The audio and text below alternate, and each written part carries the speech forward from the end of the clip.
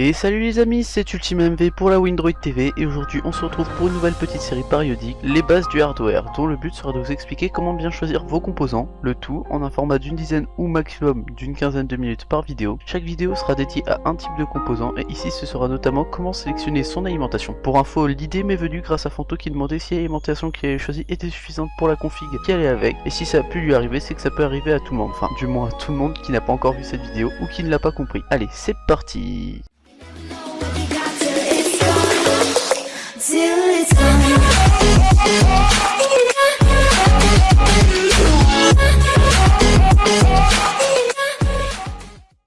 Enfin, pour commencer, il va falloir que l'on décrive ce qu'est qu'une alimentation. Dans notre bon pays de France, c'est pareil en Suisse, au Canada, bref, dans les trois quarts du pays du monde, le dernier quart n'ayant pas d'électricité, lol, nous utilisons du courant alternatif. Or, nos composants PC ont besoin d'un courant continu pour fonctionner.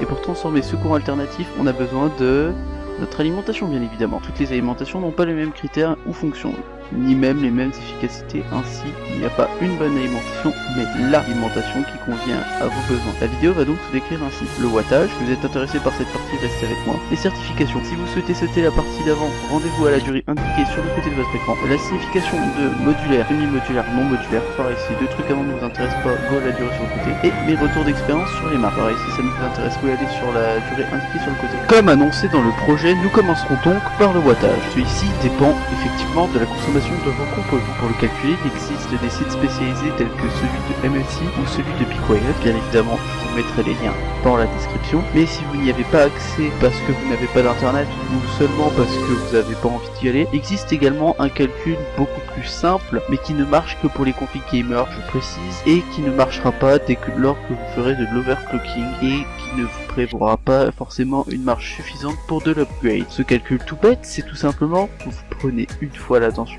de votre processeur et vous y ajoutez le double de la tension de l'alimentation.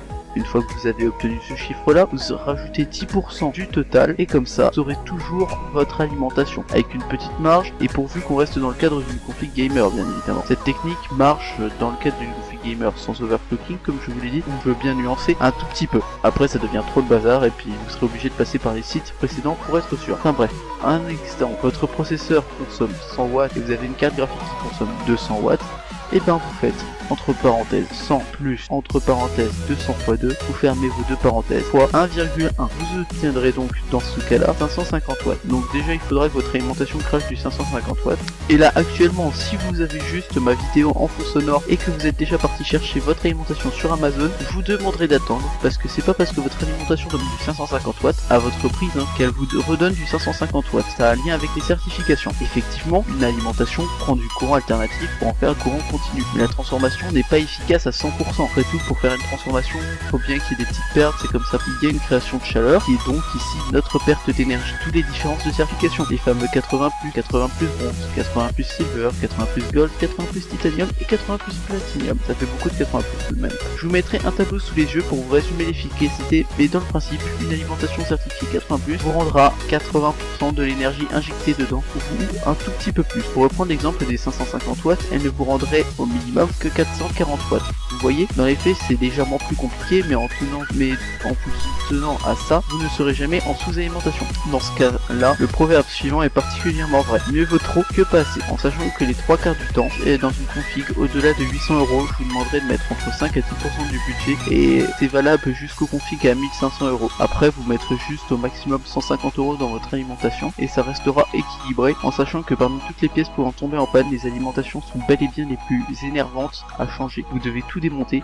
puis remonter, ou presque. Et même si la plupart des alimentations sont garanties 2 ans, le mieux c'est de pas en prendre une trop cheap. Après on a toujours nos contraintes de budget, mais même si cheap n'est pas forcément synonyme de mauvaise qualité, je continue de me méfier et je vous incite à faire de même. Bien sûr, si vous avez des questions, je reste dans les commentaires pour vous y répondre.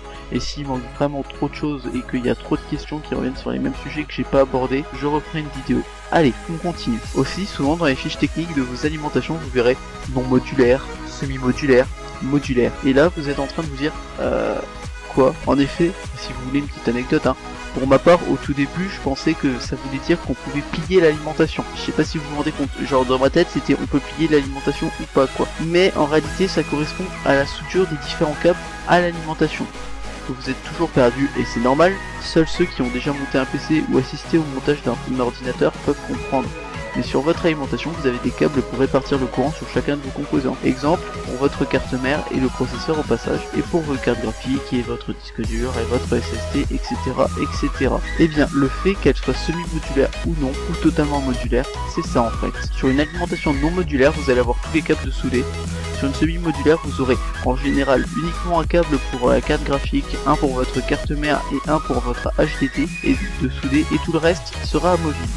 Sur les modulaires, tous les câbles seront amovibles et certains vont me demander mais de toute façon, vu qu'on s'en serve ou pas, ça change rien au niveau des câbles. Alors dans la théorie, en effet ça ne change rien, dans les faits, ça change beaucoup de trucs. Un ordinateur avec une alimentation non modulaire aura tous les câbles non utilisés qui vont se balader dans le boîtier, et lors du montage de votre ordi, ça peut vite devenir un enfer. Une semi-modulaire ou une modulaire serait donc un bon moyen pour ceux qui apprennent à monter leur ordinateur de faciliter la tâche. Mon conseil, c'est donc de prendre une semi-modulaire si vous en avez l'occasion. Allez pas sacrifier la certification pour prendre une semi-modulaire. Prendre une semi-modulaire pour éviter les problèmes de câbles qui se baladent, et donc aussi parce que les modulaires coûtent beaucoup plus cher que les semi-modulaires. Alors que franchement, ça change pas grand chose étant donné que les seuls câbles qui nous sont fournis, on est un peu obligé de les utiliser. Enfin, on passe à mon expérience en termes d'alimentation, mais pas que. On va en réalité surtout parler des expériences de mes amis avec leurs ordinateurs respectifs.